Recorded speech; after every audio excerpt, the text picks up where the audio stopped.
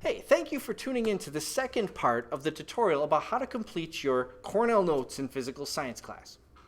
So you've rated the amount of effort that you're going to be able to put into the lesson. You've written a title and thought about a goal, what you expect to get out of the lesson, and you've written the date, just standard record keeping procedure. You are ready to begin the actual lesson. But here's what you're going to notice. The instructions for the lesson tell you to step away from your Cornell Notes for a moment and do something else.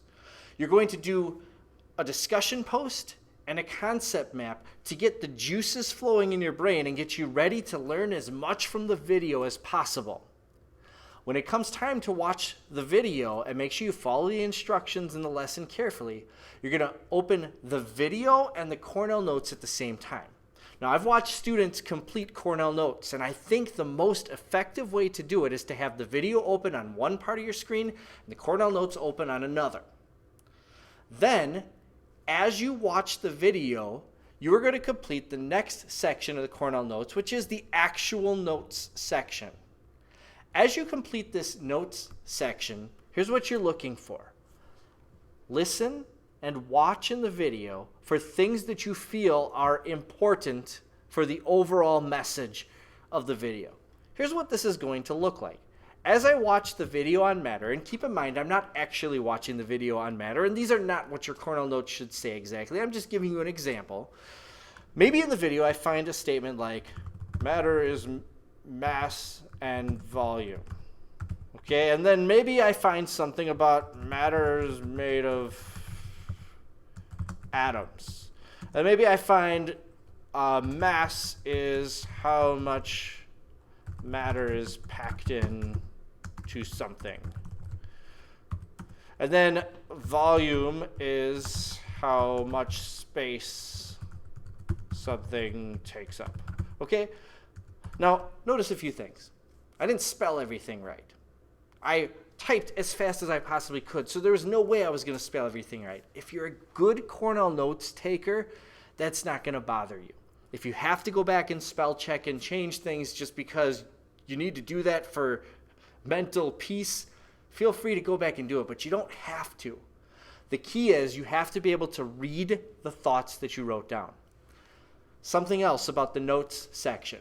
This is absolutely not just copying what's written in text in the video on the slides in the background. That's not what this is. Please listen. Copying is terrible for learning. It is the worst way to learn ever. Your brain doesn't get a whole lot out of just copying word for word information. What usually ends up happening when you copy is you write it down, it goes into your brain and out of your brain, and you lose it and you waste a bunch of time. Please do not just copy. Make sure you are thinking. This is mental effort. You're putting mental effort into thinking about what the most important parts of the lesson are and what you should write down. Sometimes it'll be words that I say in the video. Sometimes it'll be words that are written in the background of the video. But make sure you pass it through your mental thinking first so you get the most out of it. Once you've written all the notes for the video, and it should fill a good portion of the notes section if you're writing enough, and it should never fill up the entire notes section. If you're filling up the entire notes area, you're writing way too much. It's going to be probably about halfway filled. It's going to have a good amount of information.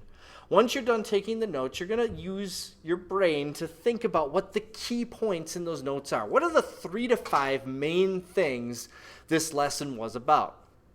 Maybe the first point is matter is anything that has mass and volume. I'm looking for short phrases here. This is a little long, but it's important because it's a really important definition from the lesson.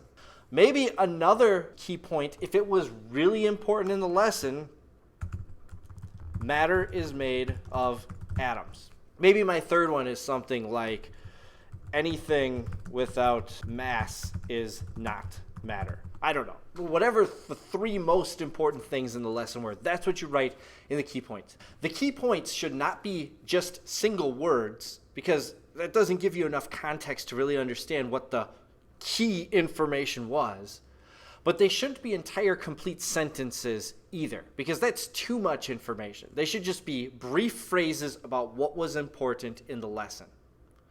Once you've written notes about what you felt was important during the presentation, and then thought about that information to distill out what the key points of information are, you are ready to do the very last part of your Cornell Notes.